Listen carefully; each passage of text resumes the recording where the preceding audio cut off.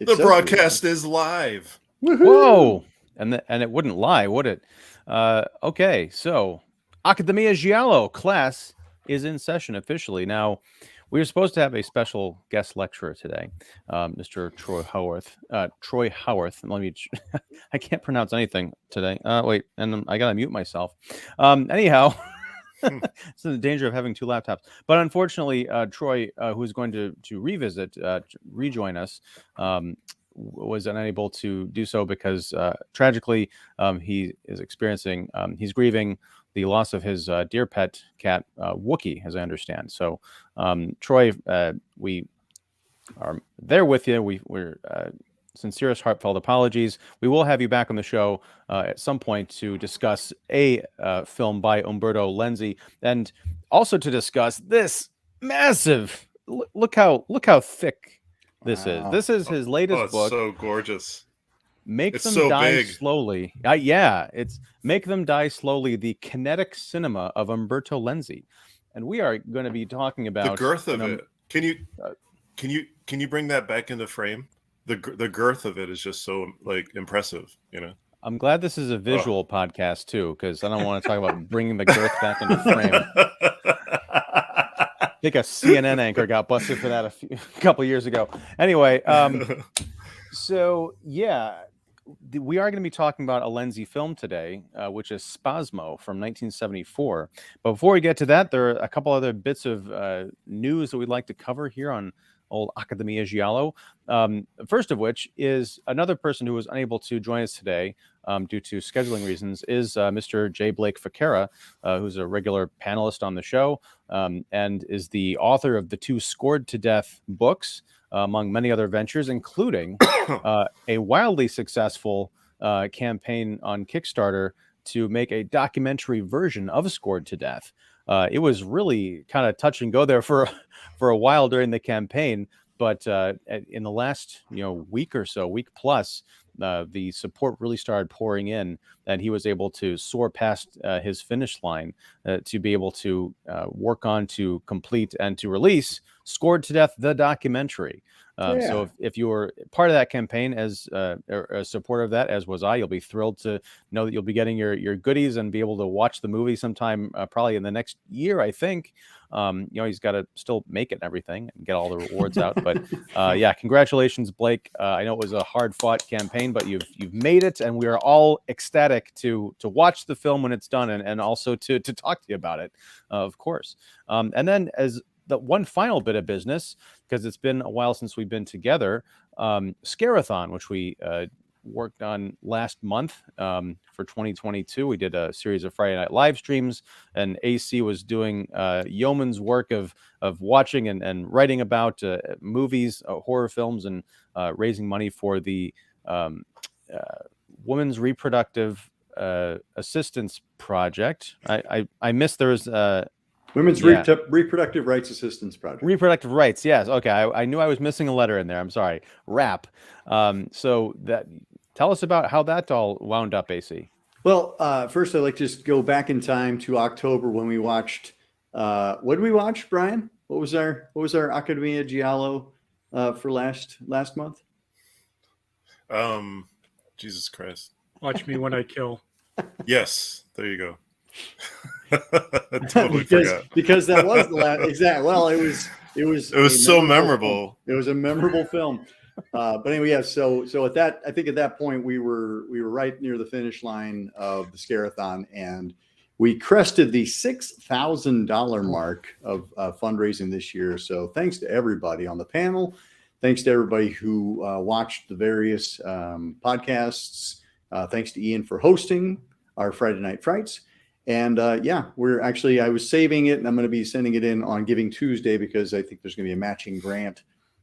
Oh. So we're going to double our money. Wow. So yeah, it's all very, very cool. And again, thanks to everybody for whatever way they contributed, because this was the best and highest grossing Scarathon to date. So thank you very much.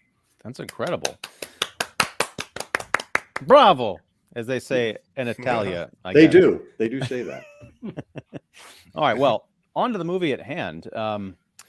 Spasmo is a film that, as I recall, has been brought up in passing or in reference a number of times on this show. We're finally talking about it. Let me bring this to the class. Why are we talking about Spasmo? Aside from the fact that we talked about a Lenzi movie before, and now we're kind of talking about another one, and Brian, of course, has the Blu-ray. But why is this particular film on the why are we talking about that today? Brian, yes, sir. Because we You thought raised Troy your was hand. going to Very be good. here. Oh, well, Because we thought Troy was going to be here, and we are going to promote his awesome Lenzi book that's so much full of girth, and he's not here. well, we'll still do that. But I'm talking about before we were talking about the context of the Lenzi book. I feel like Spasmo has been brought up in other conversations. I believe we were seduced, or at least one of us was seduced by the awesome trailer in which the title is said about 500 times. More than Torso? Such an epic. More than Torso. Wow. With not as much emphasis, however. It's like he goes for our narrator goes for different line readings with Spasmo, because we hear Spasmo. It's happy, it's sad, it's scared, it's hungry.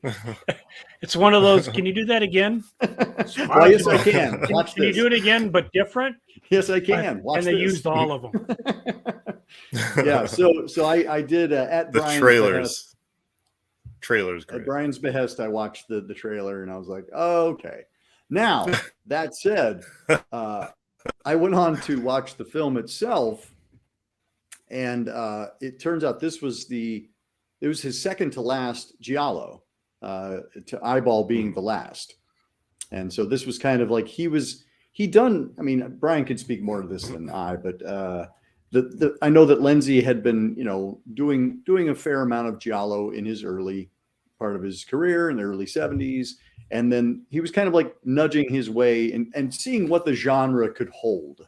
Does that sound correct? I mean, I feel like he's kind of pushing boundaries on this one in terms of what he could get away with, because it's a very convoluted storyline and a lot is obscured, both from the viewer and from the main character. He doesn't know what's happening. He's not sure who is his friend, who is his enemy, where he is. And we have a lot of kind of just odd details that pop up throughout that we're not quite sure if that's real or not. So I feel like Lenzi is trying, and then he just kind of like went full excess in Eyeball, which is a lot of fun. But I feel like this film is like it's enjoying its artfulness with great gusto. Yeah. Brian, I think that was aimed at you. Yeah, I mean, I think he did Orgasmo before this one. Yes. But yeah, like it's basically Lenzi. It's so interesting because when we take a look at each and every one of these filmmakers, we sort of see like what their signature is in terms of what they leave behind in this genre. And this one, I feel like it's so different from your typical Giallo film in the ways that like you definitely have a lot of the elements there, but it's like, again, it's like an artist taking these elements and then kind of crafting them in their own way to give you this. So I don't know, my take on it is it's leaning a lot more towards the psychological mental illness aspect of things, right? The ending isn't quite like a tidy one, but it's also one that kind of brings it a little bit deeper in terms of the,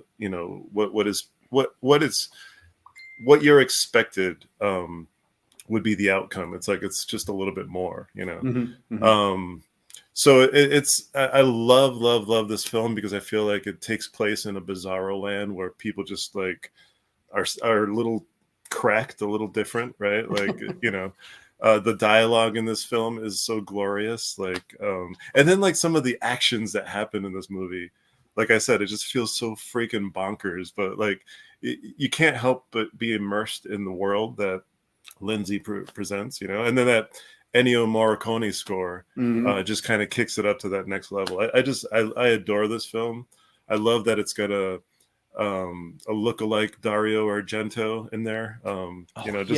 Like I feel like that was kind of done on purpose, but who knows, That's why I wish Troy was here, because I'm sure like he knows all the details and all that stuff. Well, I pulled an Ian in that I like kind of passed out about an hour in, and I wasn't sure when I woke back up. I was like, wait, have I been asleep? Because it doesn't make any more sense.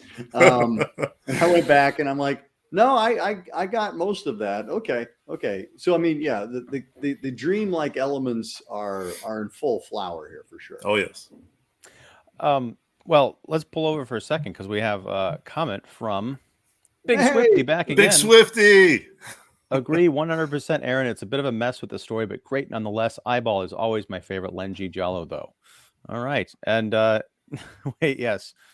Look-alike Argento. That hair. Referring, of course, to Adolfo Lestretti as Tatum the Killer. Tatum. I don't know if this is what stuck out to me. I don't know if any of you guys read comic books or are contemporary comics fans, but there's an artist named Eduardo Rizzo, who's one of my favorites. He did a series called 100 Bullets back in the day, and he's working on actually the Bruce Campbell written Army of Sergeant Rock versus Army of Darkness, Army of the Dead, which is out right now. But that character, Tatum the Killer, looked like if Dario Argento were drawn by Eduardo Rizzo. There's something like really exaggerated about even his natural features. I thought I was looking at a human illustration. But yeah, so that was a reference for about 2 people out there. I don't know if either of them are watching, but yeah, you're welcome. So back up, Kitley. Why don't you synopsize this film? Because we've been talking, we've been kind of dancing around it. No. Let me put it this way. That is the thing that I really like about this movie, is because you have no fucking idea what's going on, even till the very end. And then even at that point, you're going, what? Yeah. Wait a minute. Once we get into spoiler territory, I'm like, what do you guys think? I think that's the part that I like the most, because it's kind of batshit crazy. Mm-hmm. And there's a lot of characters where you're going, okay, this is happening. And okay, no. Okay, well then, no. Plus the fact that these people in here, depending on the way it plays out, there's not too many nice people in this movie. Right. And I mean, the fact that, God forbid, I should have been, if I was younger, using that awesome pickup line that you're a sweet, sweet whore. I mean, if that doesn't work, I don't know what would. And it works, you know. And also, I believe it was in that same moment or right afterwards. She says, "I have a razor in my room, big, sharp, and sexy." Mm-hmm. Yeah. So that's the perfect rejoinder to that pickup line, because that's almost like, well, yeah, you could come back to my place, but I just mentioned my big, sexy razor. That's a gamble you're going to have to take.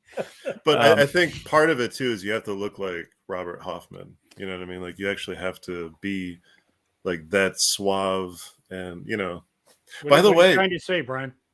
I'm sorry. What are you trying to say? Back away slowly, Brian. You're not I going to just win.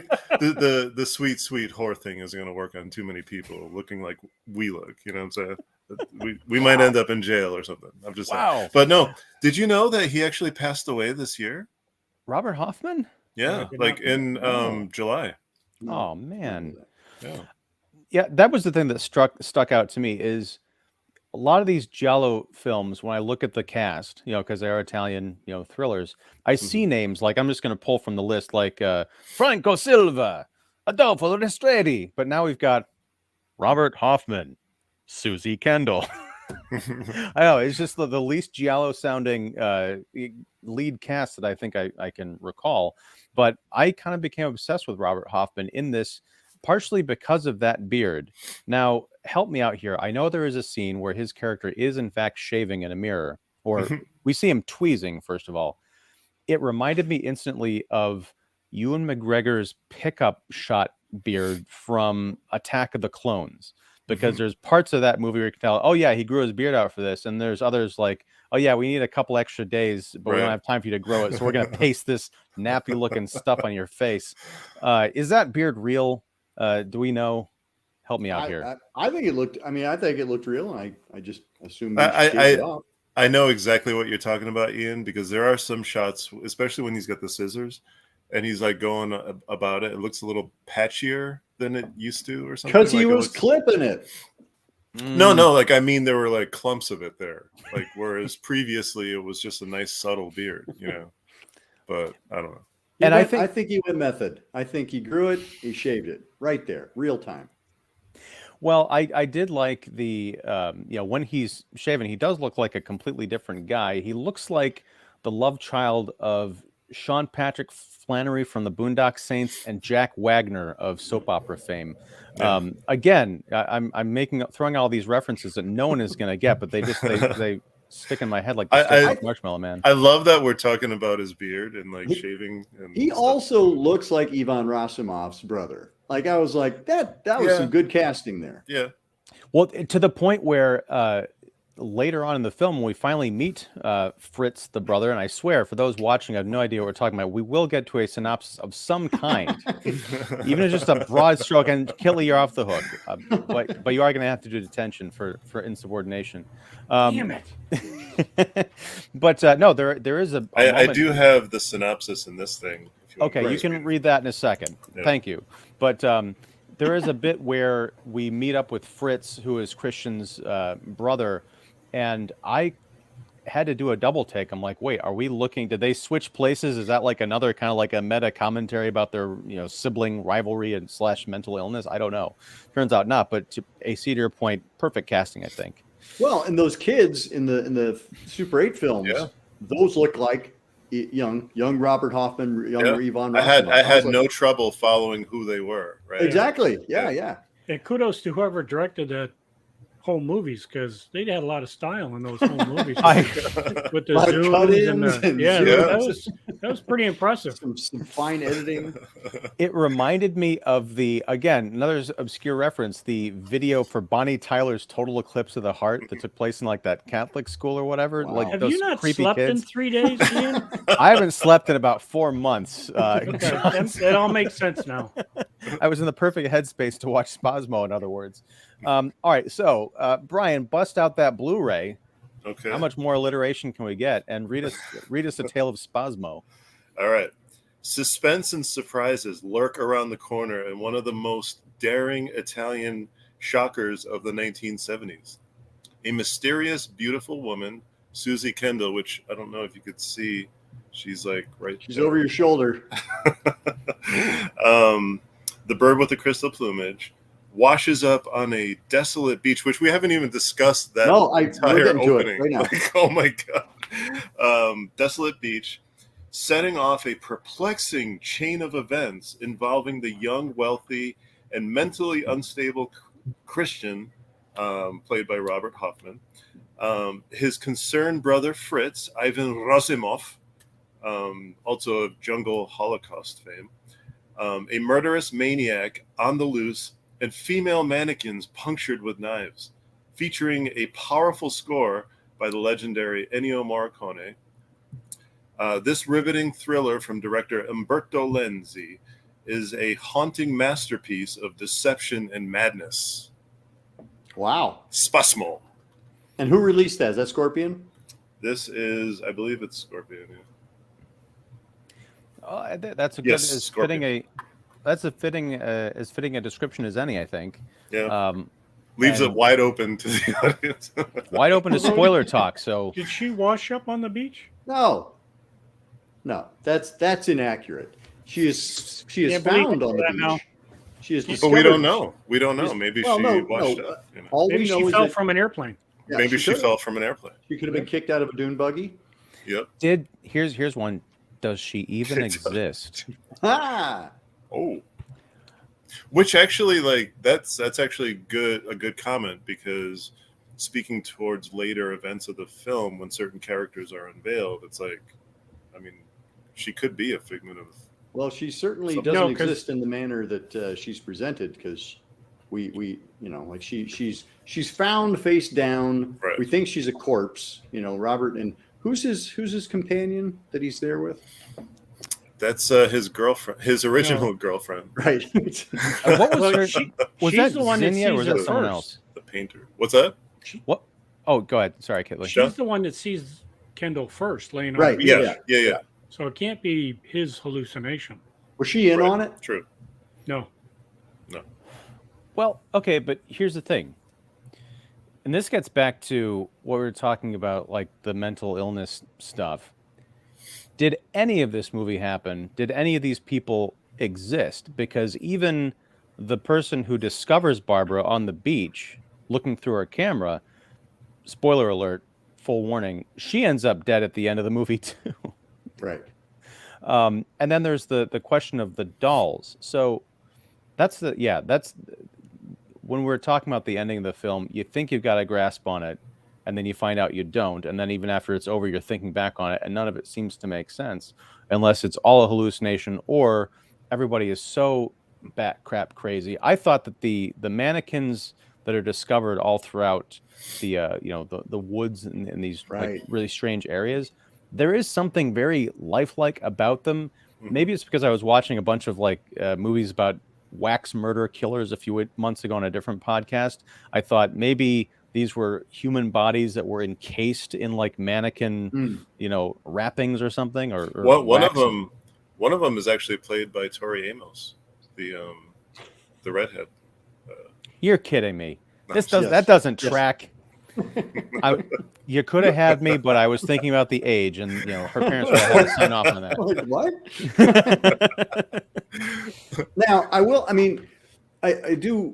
I mean, basically, because it's revealed that that Christian is basically like a ticking time bomb. Like I love that they have it down to the date. If you don't catch him by September 30th, right, it's all bets are off. And it's like, oh man, it's September 29th, and he went early because he does just like in the space of like 24 hours, he just basically loses his mind and kills everybody around him. And to your point, AC, like I love that they kind of introduce him as sort of the heroic figure, right? Or like the almost like the typical thing that you see in Giallo, he's going to be the amateur investigator. He's going to get wrapped up in this conspiracy or this kind of murder case, but he's going to kind of triumph at the end, and then you come to find out that he is the target of this conspiracy and also committing these horrible murders. Right. And there's another antagonist too. Oh, here goes my camera. It wouldn't be a live stream without the Elgato crapping out on me. So let me fix this straight away. But I'll say, while we're taking care of technical difficulties, the fact that also speaks to Lenzi taking all these elements and using them his own way. You know what I mean? Like, like you have these similar themes that are in all these films, but the way that he tackles them, it's like, yes, he's an amateur detective, but he's also this and he's also that, and like I love this film for those things, but I also love what it ultimately becomes at the end.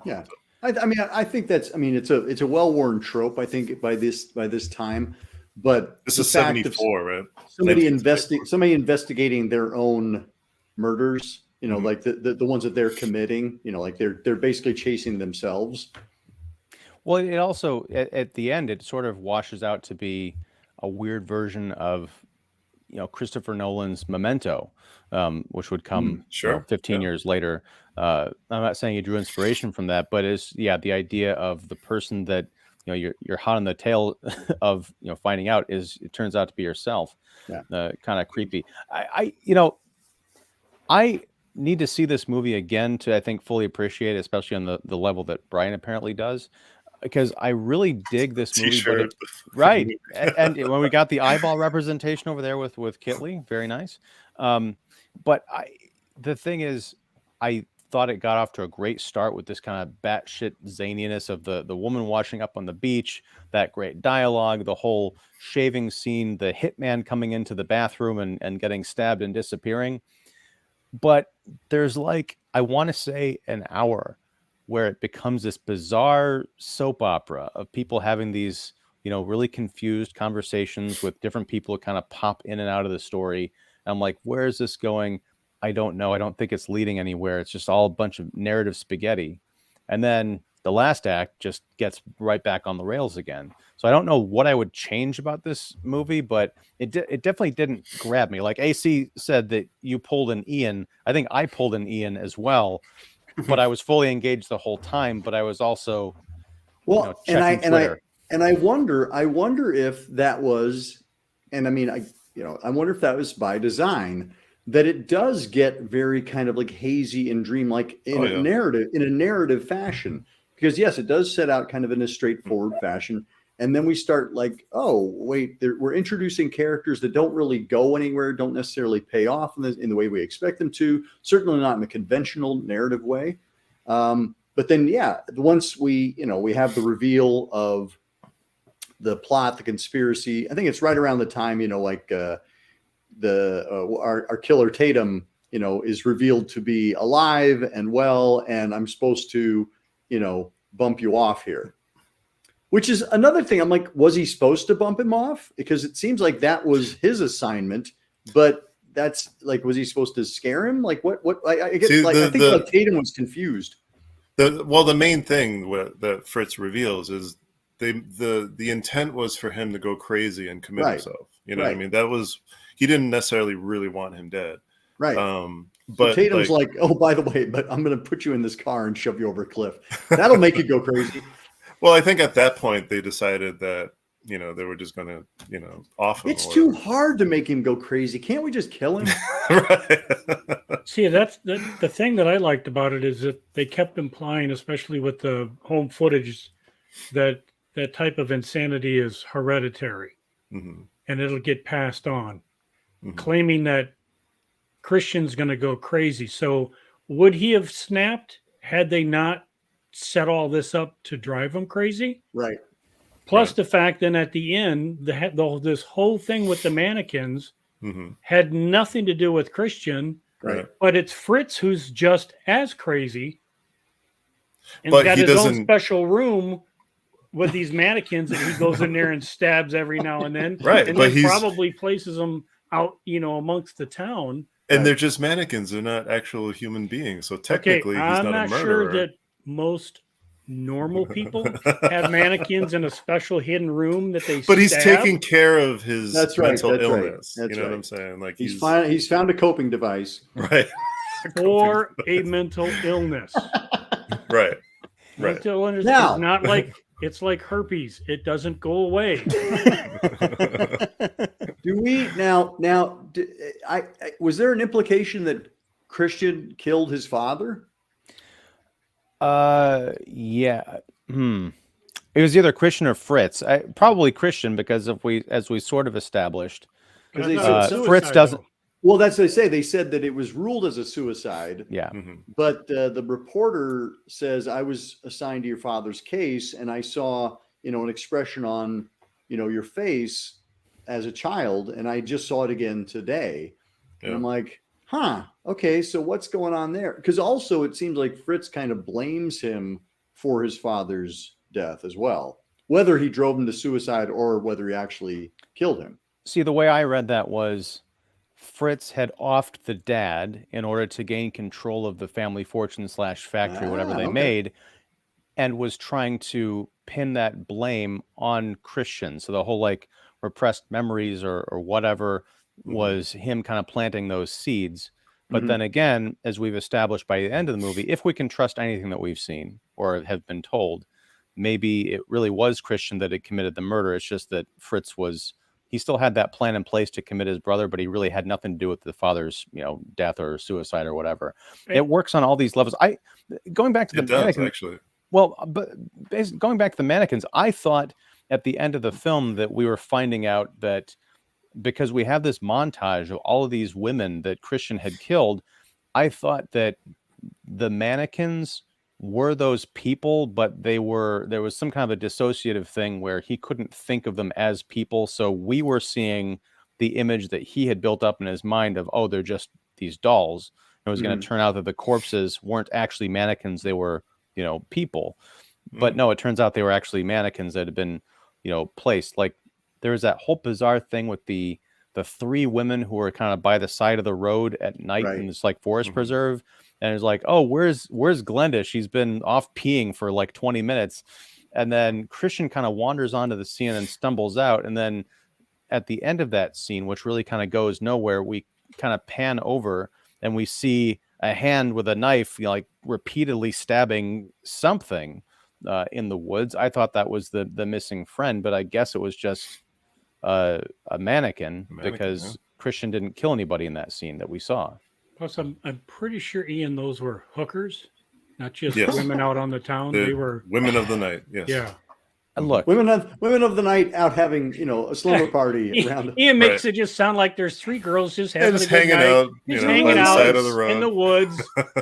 Just because we are comfortable throwing around the phrase "sweet, sweet whores" does not mean that everyone in the movie is a woman of the night.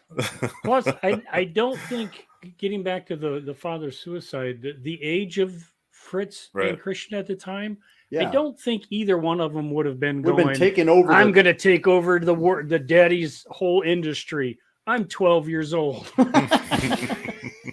They were playing the long game. What do you want?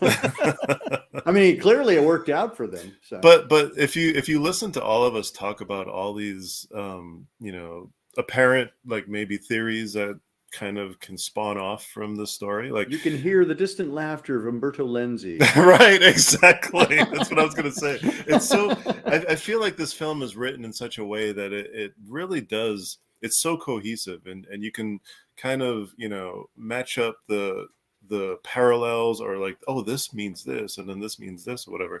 I love that it does that. Like, there's a lot of these films that come out, and it's just like, it just happens, like this happens because whatever, it looks cool or whatever. Mm-hmm. Whereas this one, like there's a lot of thought put into the entire plot of this movie.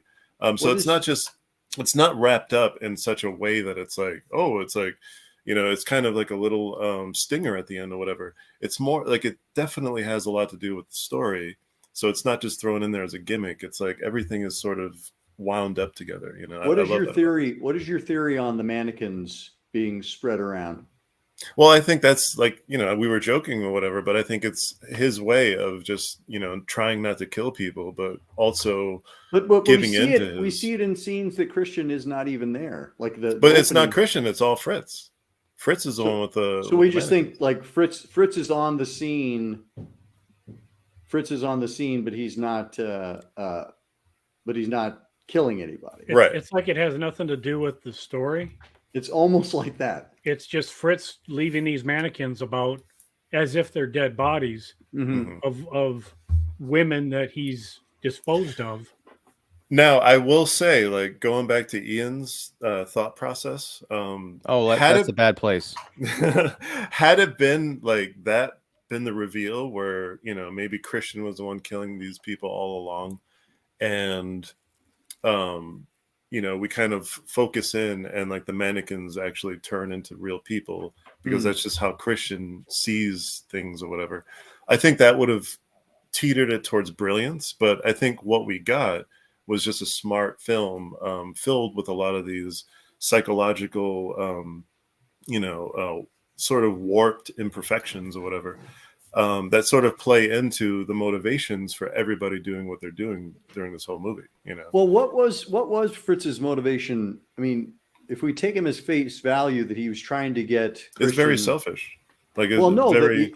is he trying to get Christian incarcerated? So he's got sole possession of the family business. Okay. Yeah, because early on when Christian is talking to Barbara, I believe he's talking about his relationship with his brother, and he's like, yeah, I have the majority share in my brother's company or something like that in the family business. So I get the feeling Fritz is like, if Christian is ruled mentally incompetent, that he can't be on the board or whatever, and then all of it is mine. I don't know. Or the fact that if Christian's crazy, I'm not. Right. That's true. Right. That's a nice diversion. Mm-hmm. So do you think Christian had any idea of what his brother was up to, like in his personal life? No, because he was too busy with the mannequins. Yeah.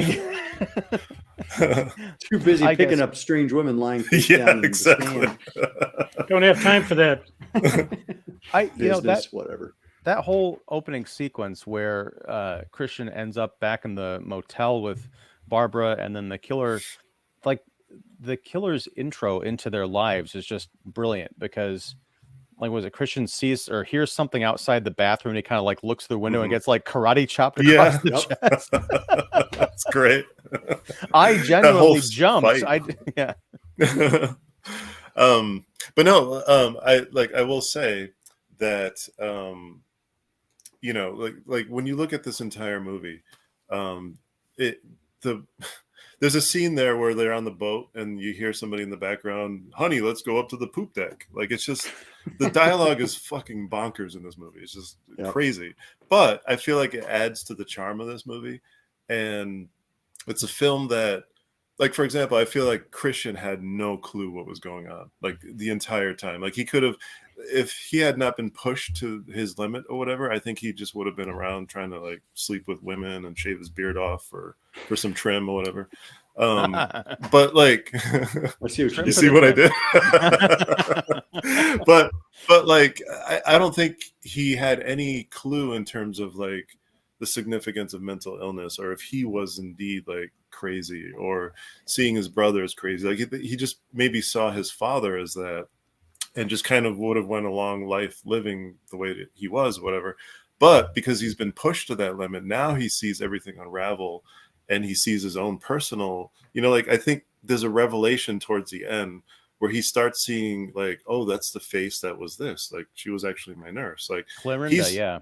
Like, so he's starting to piece together like the actual reality. And now he's starting to like feel like, okay, maybe I am crazy, and maybe my brother's this or whatever, you know, like. Well, and I mean, so my, for the first half hour and maybe into like 45 minutes or so, because Susie Kendall and Robert Hoffman are our two main characters, you know, Barbara and Christian, and neither of them are necessarily likable, and they're both a little confused.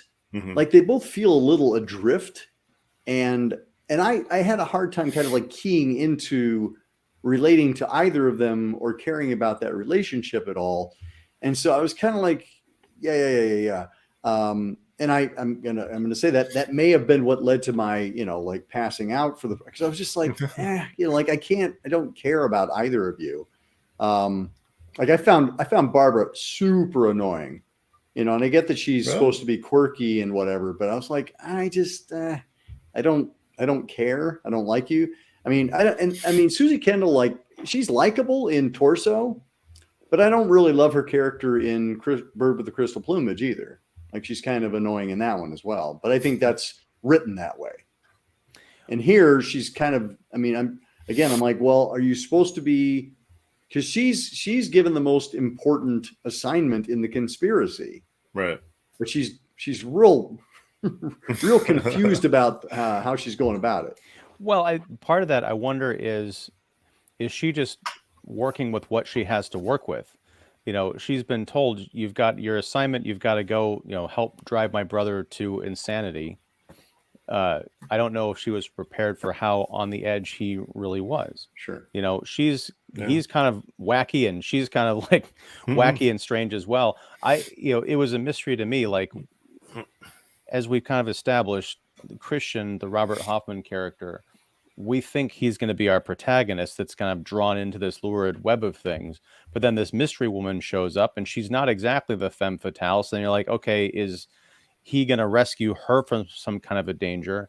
Right. But she ends up being shady as well. What I dug is that we don't even find out the business about the father and the whole family connection. Like, it's mentioned that Christian has a brother named Fritz, but it's almost like just sort of a, you know, bit of character business. You know, oh yeah, I've got a brother. We have a family business or something. But you don't realize that's going to become important to the plot until much deeper in, when we start finding about, oh yeah, the father killed himself. That's kind of weird. Oh, the father died under mysterious circumstances, and here's a newspaper reporter that happens to be, you know, sharing the house with you that you're staying in with Barbara. Like, all these little layers start revealing themselves much deeper into the film than I think a traditional kind of suspense thriller would. You'd start off with all this stuff and start figuring out the puzzle. You don't even realize there's a puzzle going on until halfway through the film. You're like, wait a second. Oh shit. I think that's it. It tracks. I mean, it eventually tracks, but like it's a bit of it's not a strong narrative drive for the first part. And it is frustrating, but that's what I kind of like about it, because I feel like, I'm just going to settle in for a regular Giallo film. Like the hitman is going to be the stalker, and we got to figure out what his deal is. But no, he's just part of this greater puzzle that we didn't realize we were playing a game. I think that's cool. I need to see it again, because knowing that that's the game that's being played, now I might have more patience for that bit of business, and maybe even see some of the clues as to whether or not the mystery was being peppered into those innocuous scenes earlier on that we just weren't aware of, because we didn't know, like Christian, that we were in the middle of this conspiracy. They do kind of tip their hand a couple of times in the beginning, where Christian makes the comment of, I have to call my brother. He'll fix everything. Almost to the point where he always has to go to him for help, or he'll fix things. Like when I get into trouble, he'll fix things. And it's played very underhandedly, because I think even at one point, Barbara asked Christian, have you called your brother yet? Have you gotten a hold of your brother? So, and I think that's the beauty of it, because when you're watching it, you don't really take note of it until near the end. You're going, okay, maybe that's when Christian has a mental breakdown every now and then. He calls his brother to help clean things up or fix it.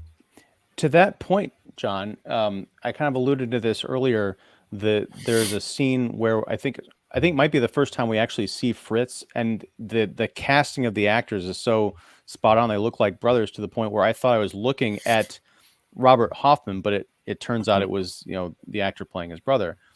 At that point, I thought, are they implying that Fritz, there is no brother? It's sort of like a Norman Bates kind of situation. I got to call my brother, but that's me switching personalities to the one in control who can get the other one out of a jam. I got to call Tyler Durden here. Yeah. There you go. Yes.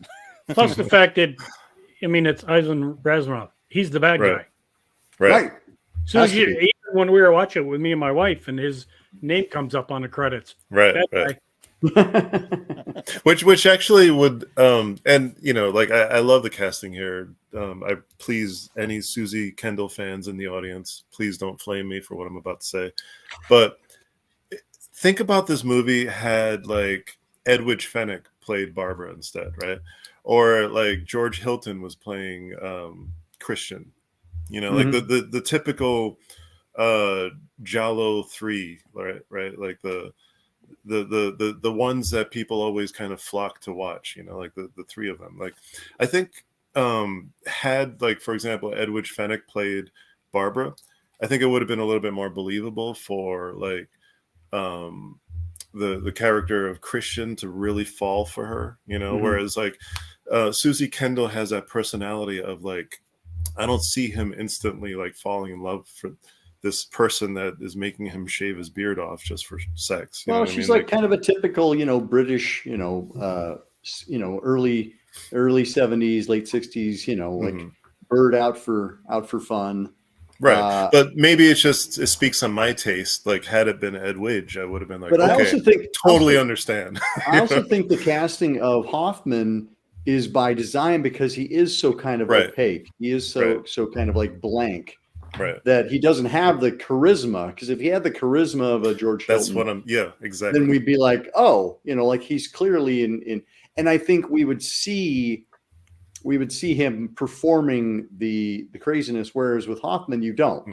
Right. He doesn't change much from one side or the other. He's a very aggressive kisser, though. I will say that. Yeah, definitely. I was like, man, lay off. You better shave off that beard. Very true, AC. But it also makes you look at like casting. Sometimes it's such an important aspect to like movie making, For sure. Well, to the Edwidge Fenwick part, a couple of things. One, I totally agree with you. Nothing wrong with Susie Kendall, but I can't remember the name of Christian's girlfriend, or the one that he's hanging out with when they find the body. Was that Xenia? Was that Xenia? Okay, Yeah. so played by Maria Piacente. What few minutes we get with her, I thought she was a much more interesting. I mean, she's actress. a painter. Like she's just. Well, I mean, but I liked her sass. I liked her spirit. You know, she kind of gave him some shit every once in a while. Yeah. You know, maybe that's why he was drawn to this person who is so unlike her. But I'm, as an audience member, I'm like, oh, I like this Xenia character, even though I couldn't remember a her lot name. more depth. Right. And I think that even Edwige Fenech, even if she was playing Barbara written the same way, there would have been an illusion of mystery, of like, you know, kind of sexual suspense, or maybe a different kind of intelligence that he would have been drawn to. And I just didn't buy it here. The other Edwige Fenech references, and I'm sorry, I'm failing the class for this, but we talked about a movie that she was in where, very similar to this, there was a conspiracy to convince her that she was crazy, and she ended up turning the tables on the two guys. Strange Vice of Mrs. Ward. Strange Vice of Mrs. Ward. Thank you. I got those vibes from what ended up being the plot of this movie. Yeah. And, you know, I think two very similar but different takes on, you know, a similar premise. So, and I'm not saying one is better than the other, but it's just cool that you can take a movie, you can on the surface like, oh, it's kind of the same movie, but it's not, partially because of the execution. That's why I love this movie. But also keep in mind there's 4 screenwriters. So depending on what story number 1 was to get to story number 4, maybe that is one of the reasons why it may seem a little disjointed.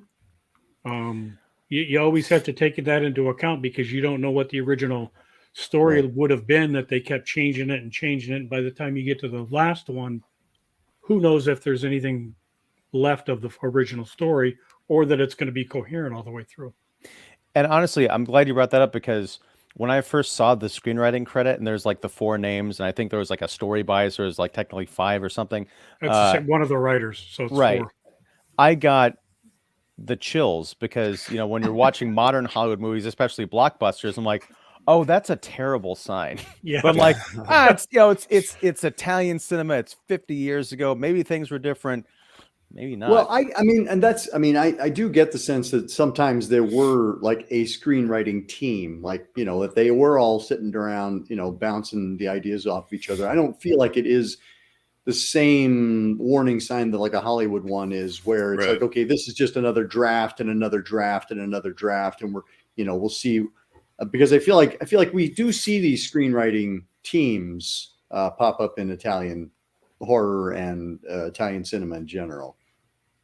Yeah, it worked out. I mean, however they made the soup, I think it panned out. I mean, I'm just kind of giving it crap because it's usually a warning sign, but yeah. Also, speaking of like behind the scenes stuff regarding this movie, like I know we're like almost you know, wrapping this up, but George Romero, right? Like he allegedly or something, like he directed 10 minutes of the American version of this movie. So and do we, I mean, but I guess I was also reading about that, and it turns out like nobody has ever seen that version, because supposedly, you know, like there's some interviews with Lenzi saying that Romero was overseeing it, and that he shot some new footage, and it's gorier footage, and I'm like, okay, but like nobody has ever seen this this version that Romero supposedly helped augment. So I'm kind of like, is this just Lenzi having a good time? Well, plus the fact that Fulci was supposed to be the original director. That would have been interesting. Or at least rumored to be. And then it's also interesting that when earlier interview, Lenzi hates this film, thinks it's a piece of shit. And then later on, when he realized it's actually kind of popular in the States, it's not a bad film. I did okay. Right. But, you know, you almost wonder, because this was shot in 74, right? This came out in 74. So at that point, Argento was off, you know, making his little comedy movie. And so you almost wonder, like, you know, maybe through Lenzi's eyes, like he saw that Argento was one of the, you know, fathers of this particular genre, if it was even identified as a genre back then. But it's just interesting to me that there's somebody in there that looks exactly like Dario Argento. Like, was that on purpose because he was kind of off doing like a comedy thing? So maybe he was like giving him shit or whatever. And then maybe on Argento's end, he was like, okay, like, I'm going to come out with Deep Red next year, you know? And then boom. Like, yeah, like, I don't know.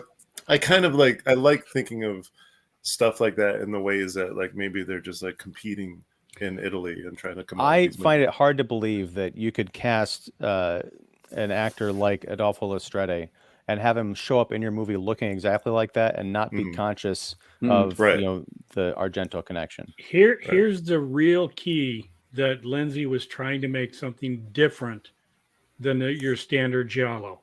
Did anybody catch this in the very beginning? No. Is this in reference to J&B Scotch, which we didn't see? Yes. What do you want to drink? I'll have Scotch. And they bring out something that wasn't J&B. Right. Right. But the fact that she keeps Scotch in the car like that, you know. Well, who doesn't? But, right. And not to mention, you know, she just revived from whatever coma she was in. Let's give her some Scotch. You know, that's another. What? Well, Kitley, to your point. De-icer. Well, I was going to say the thing that struck out to me. I didn't catch that. I caught the Scotch, but I didn't catch that it wasn't J&B. I was still just looking for bottles, not conscious of like the dialogue. But to me, the J&B Scotch of this movie is Marlboro cigarettes because they're everywhere. Yeah, like the one brand. The opening scene of the couple riding down the kind of the highway to the woods, and then the guy just like pops off the bike and leans into a car. It's our POV and it says, hey, you got a light. I was expecting him to get a hatchet in the face, but no, he just like someone lights the cigarette. And he's like, thanks, man. And he drives off. I gotta move. They're free. Yeah. But no, getting back to what John was saying, because I feel that super like insightful of this entire affair is like, it never dawned on me in that regard. I've seen this movie so many times. I love this movie. Never dawned on me to think of like her running back to get the Scotch, coming back with a whole different brand other than J&B. You know, that's a perfect, like almost, how you say, like what we've been talking about in terms of like him taking all these elements and making it his own. Like that's a perfect symbol of that. You know, I think that's a really cool thing to think about. When you're watching what are we waiting for her to bring back? And then exactly. It's a thwarting of our expectations. Plus the fact that since we've been doing this, you always have to make sure you know where it is in case Ian brings it up and you go, it's in, you know, that one scene. Yeah. I got to make sure you're staying on top of your homework, guys. That's the extra credit you always want to have ready. Yep. I'd be remiss if I didn't talk a bit about the filmmaking here. The use of zooms is phenomenal. There's a bit where Barbara and Christian are looking out the window of this new place because Barbara says, "Oh, I've got this artist friend who's staying out of town, so we can stay in her place while she's gone." I didn't know if there was kind of like a weird connection to Zinnia, who we find out is an artist and a painter later on. Like, oh, is that somehow her place? Did they know each other somehow before? But that's kind of neither here nor there. But they're looking out the window and they see this lake, and there's a guy on a boat in a red turtleneck who's like looking at them, you know, through binoculars. We start off kind of behind Christian and Barbara in that room. We get up to the window, we look out the window, we see the guy, and then we zoom all the way down in so we can practically see the dude's face with the binoculars. It's such a seamless movement and so clear that when we cut back to Barbara and Christian looking at them through the window from outside, you can see the window panes where you couldn't see that beforehand. So I'm like, did they, you know, move the camera? Like, did they dolly it in and then zoom it? What did they remove the glass for that, or just have the window open because it's so fluid? And then later on, maybe this is earlier because it was the revisiting the bathroom fight between Christian and our assassin. That bathroom did not seem that big when he's in there shaving. It seemed like a very small, just like a bathroom. But when we see the fight, the camera's like up on this angle, and it looks like this massive, like a men's suite. room, right? Right. Bathroom. It was so. It's supposed to be the same place, but it's almost like this comic book exaggeration to get these angles down. It was like, it was I will say, people like to, I don't know, like movies like Eyeball, Spasmo, Orgasmo, like, ironically, you know, they're like, oh, they're just these great, entertaining, funny movies or whatever. I will argue all the live long day that Umberto Lenzi is a fucking great filmmaker. And I don't know if that has a lot to do with like his cinematographer or whatever, but like just the fact that you would think to stage these scenes the way that he did, like there's a lot of beautiful stuff in Eyeball. There's a lot of beautiful stuff in this movie. I would always say that like he's a great filmmaker, just like a lot of these Italian greats were, you know. You mentioned the bathroom, and I just have to, because this was a moment where I was like, what? Where he like goes, I just killed a man in there. And I'll show you. And she's like, I don't want to see it. And like, well, let's call the police. But no, they'll never believe it. And it's like, so let's go on the run. I'm like, what is even happening right now? Right. Yeah. But once again, that's her playing along with the crazy. She might have been prepared from Fritz. Like, look, my brother's going to be saying a lot of weird stuff. Maybe he killed somebody. I don't know. Just don't give in. In the moment, though, I was like, what? Right. It's no one would ever believe this. I don't believe it either. And that adds to the wackiness of this movie, which I think my big criticism of it, and it's not necessarily a critique that I can support because I've only seen it the one time. It starts off bonkers. Then it kind of lulls into soap opera land for a good hour, and then it gets crazy again. See, but I would argue that it sort of it backs off like on the level of craziness, but there's still a lot of crazy to be had. Like, well, yeah, it's a different level of crazy. It's the fucking birdhouse with the predatory birds or whatever. You know, like what? Oh yeah. And then like the characters that are introduced, like they're just like, hey, what the fuck are you doing here? We're actually renting this place. Like, you know. How do we not notice that there were other people here before? Yeah. Weird. And so I'm sorry, really quick though, but I mean, our person who was his nurse, Clorinda, I mean, presumably she is planted there. Yeah. Because she's a nurse. Now what's the story with the reporter then? Why is he there? Get a good story. Yeah. Could it be a coincidence that he ended up with Clorinda? Who's like, oh, by the way, I'm doing this weird conspiracy thing this weekend. You want to come? Or, well, could he have been an unwitting plant?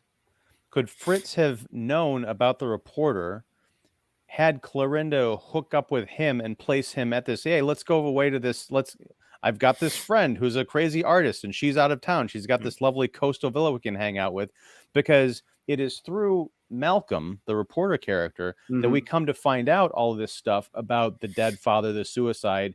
And we find that out sort of when he breaks it to Christian, like when he's talking about the dead dad and this mysterious, circumstances. Maybe he was planted in this situation to help drive him to open up some repressed memories, to confuse him more, so that would help nudge him over the edge. We see him in the home movies too, right? Yeah. Like a younger version of him. Yeah, he's there at the funeral. Or it wasn't that he was hired. He was working with Fritz to try to help Christian. I would go that because route. He, as you mentioned, he suspected possibly foul play or something from the beginning. So maybe him, with the help of Clorinda and Fritz, they were trying to technically help Christian get help. Right. If this was what they were planning, okay, well, at least he's going to be committed and he's going to get the help that he needs. Although it's hard to see a nurse going, yeah, we're gonna stage this elaborate plan to make him crazy so we can have him committed. Yeah, I'm behind that. Yeah, unless she was never a nurse in the first place. Oh, jeez. I love her dedication to her job, though. Yeah, sure, absolutely. Just take my clothes off. Yep, this will be great. Well, especially because he has some rough, I must have you stuff, and she kind of goes along with it. And I was really uncomfortable watching that scene. I'm like, I don't know who's in what frame of mind here. But before you go, I do want to share some more comments from Lots Big of comments, Swifty. yeah. Yes.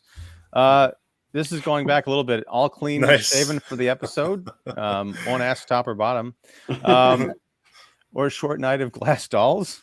Yeah, that's another Lenzi. Save the live mannequins for Lustig. Maniac. Okay, we got to talk about Maniac at some point. Let's see. Just have to say, best line of the movie, my poor Malcolm, the renter. I must admit, you both look scared to death. What is it? Are you here to commit some sort of heinous deed? Yeah, that was great. I like that one, but my favorite line of the movie, I think, we should have written ours down. Again, you guys are all flunking out. It's embarrassing.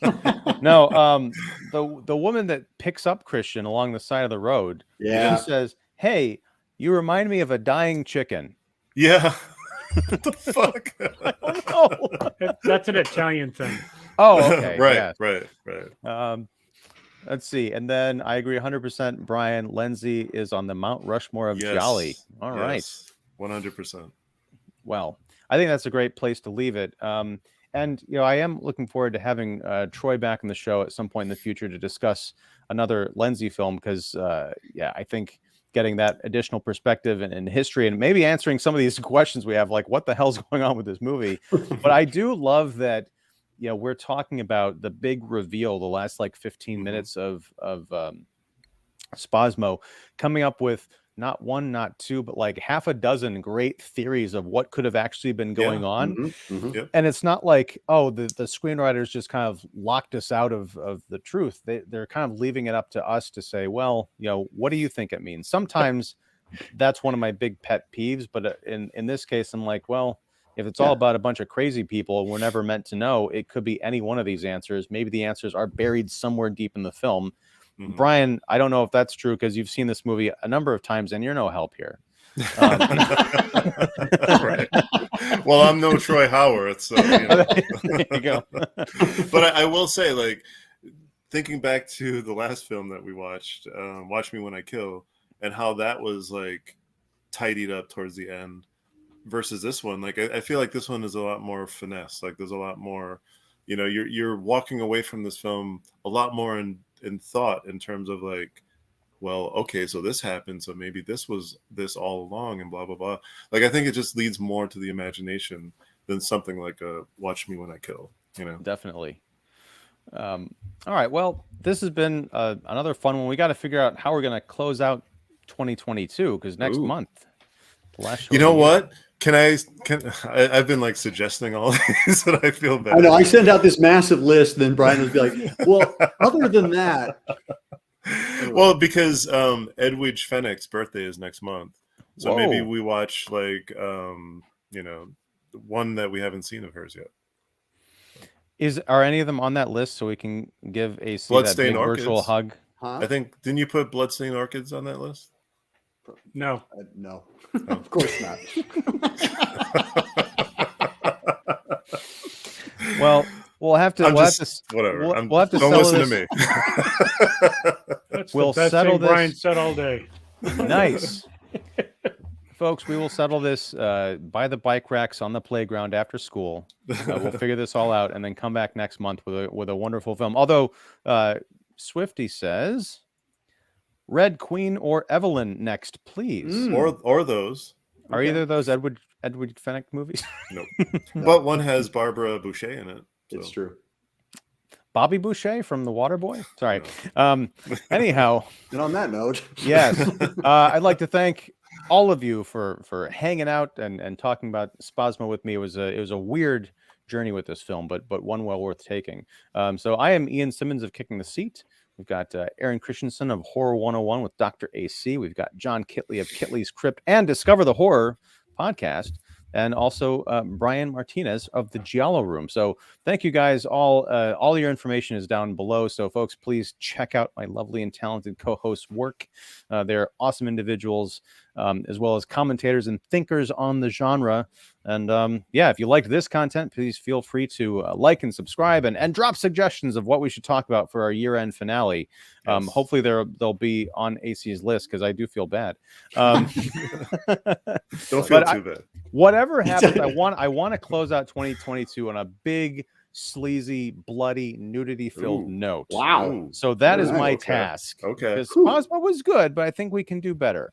Okay. Well, I mean, be careful what you wish for. Be careful. SPASMO is positively chaste by comparison. Yeah, well, because it's mostly mannequin, stuff anyway. But anyway, thank you, gang, and till next time, whenever that is. Class is there's the end broadcast button. I know my own technology. Class